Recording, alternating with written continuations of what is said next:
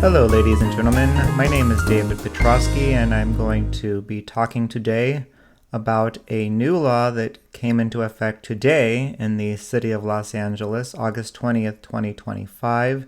It's known as the Tenant Right to Counsel. But quickly, before I dive into that, a little bit about myself. I own the law office of David Petrosky. We're consistently rated 5 stars, been in business since 2004.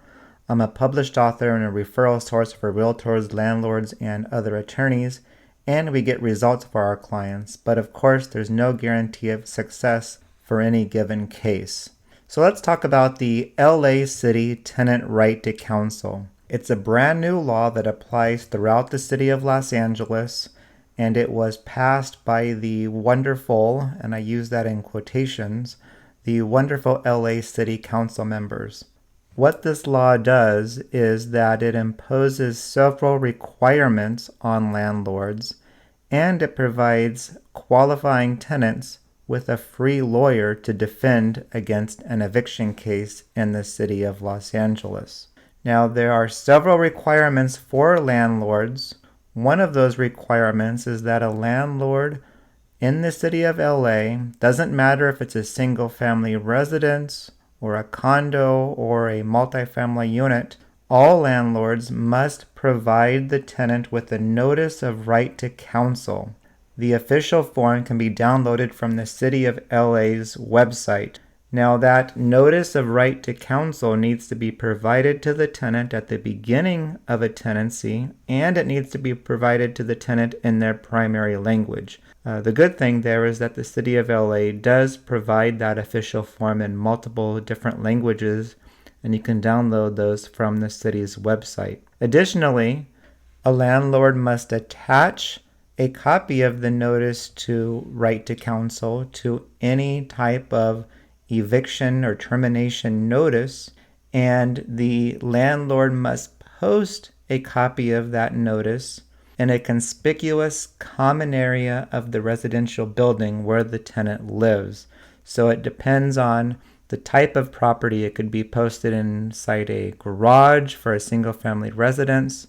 That's where the garage is attached to the property. It could be posted next to mailboxes in a multifamily unit. The bottom line is it needs to be posted in a conspicuous common area of the residential building, and that does include single-family residences. Now, you might be wondering what type of tenant qualifies for free legal counsel to defend against an eviction.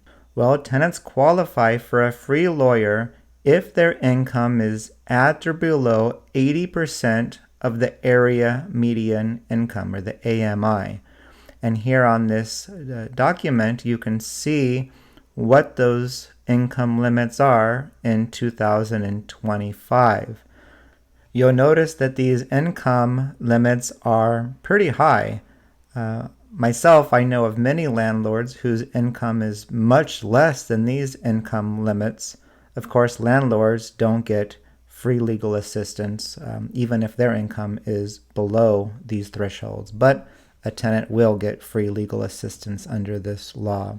Another requirement is that the tenant cannot live in the same home as the owner. If the tenant does live in the same home as the owner, they won't qualify under this program. One very interesting fact is that there is no legal right to counsel to landlords. That right was only given to tenants by the Los Angeles City Council. So keep that in mind when it comes time. Cast your vote in the next City Council election. If you want more information, I encourage you to visit the LA City website. On that page, the link here you can see on the screen, is where you can download the required notice that you have to give to the tenant. I also encourage you to go to my website, which is attorneydavid.com. I have a lot of information on there for landlords and landlord best practices, and I publish a blog. I also encourage you to schedule a consultation with us. If you meet the requirements for a consultation and it's an area that we cover, we do offer free consultations for landlords. I also encourage you to follow us on X, Facebook, YouTube, and other social media websites. Thank you so much.